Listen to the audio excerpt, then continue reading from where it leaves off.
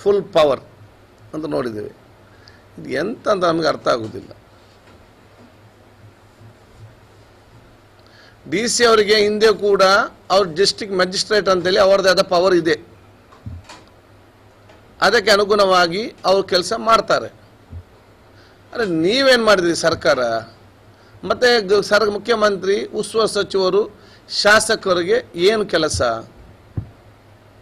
ಜಿಲ್ಲೆಯಲ್ಲಿ?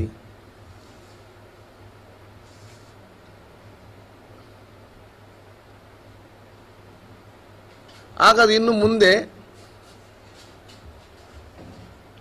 ಜಿಲ್ಲಾ ಪ್ರತಿನಿಧಿಗಳ ಮತ್ತು ಉಸ್ತುವಾರಿ ಅಧ್ಯಕ್ಷತೆಯಲ್ಲಿ ಸಭೆ ಮಾಡಲಿಕ್ಕಿಲ್ವಾ?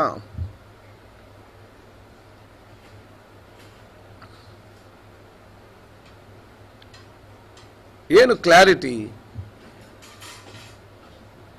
ನೀವೆಲ್ಲ ನಿಯಂತ್ರಣ, ಎಲ್ಲ ಜವಾಬ್ದಾರಿ ಕಮಾಂಡರ್ ಇನ್ ಚೀಫ್ ಅಂತ ಹೇಳಿ ಕೊಟ್ಟು, ನೀವು ಅವ್ರಿಗೆ ಕೊಟ್ಟಂಥ ಪವರ್ ಏನು ಹೇಳಿ ನೋಡುವ.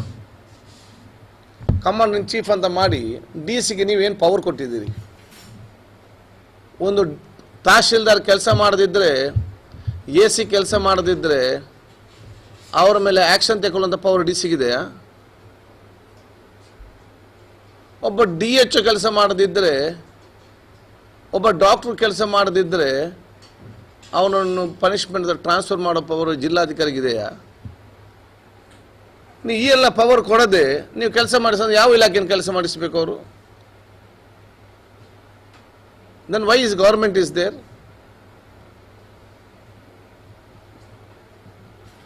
ಅದಕ್ಕೆ ಇಷ್ಟು ಸಮಯ ಆದರೂ ಕೂಡ, ಜನ ಈ ಸಂಕಷ್ಟಕ್ಕೆ ಬಂದರೂ ಕೂಡ, ಇನ್ನೂ ಕೂಡ ಬಹುಶಃ ಕೇಂದ್ರ ಸರ್ಕಾರ ಈ ಜನರ ಭಾವನೆ ಅರ್ಥ ಮಾಡಿಕೊಂಡು ಒಂದು ಕಾಂಕ್ರೀಟ್ ಆಗಿ ಅದು ಪ್ಲ್ಯಾನ್ ಮಾಡೋ ಬದಲು ಈ ರೀತಿ ಜನರನ್ನು ಮೂರ್ಖರನ್ನಾಗಿ ಮಾಡಲಿಕ್ಕೆ ಪ್ರಯತ್ನ ಪಟ್ಟರೆ ಕೊರೋನಾ ಇವತ್ತು ಹೋಗುವಂಥ ವಿಚಾರದಲ್ಲಿದೆಯಾ?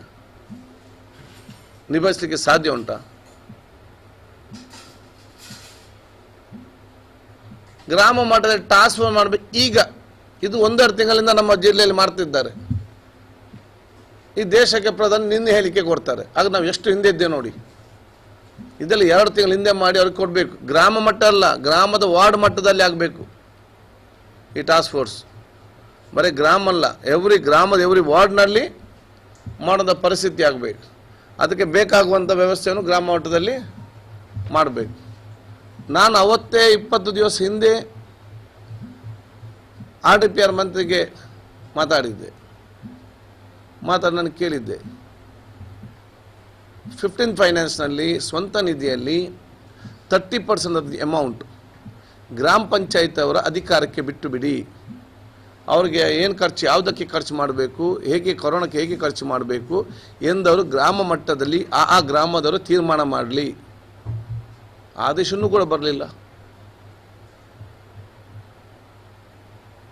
ಆದ ಕಾರಣ ಎಲ್ಲಿಯ ತನಕ ನಾವು ಕಾಂಕ್ರೀಟ್ ಆಗಿ ಆಲೋಚನೆ ಮಾಡಿಕೊಂಡು ಸಮರ್ಪಕ ಒಂದು ಪಾಲಿಸಿಯನ್ನು ಮಾಡೋದಿಲ್ಲ, ಅಲ್ಲಿಯ ತನಕ ಈ ಒಂದು ಯೋಜನೆ ಮತ್ತು ನಮ್ಮ ನಿಯಂತ್ರಣ ಪ್ರಯತ್ನ ಬರ್ತೇವ ಅದು ಯಶಸ್ವಿ ಆಗಲಿಕ್ಕೆ ಸಾಧ್ಯ ಇಲ್ಲ.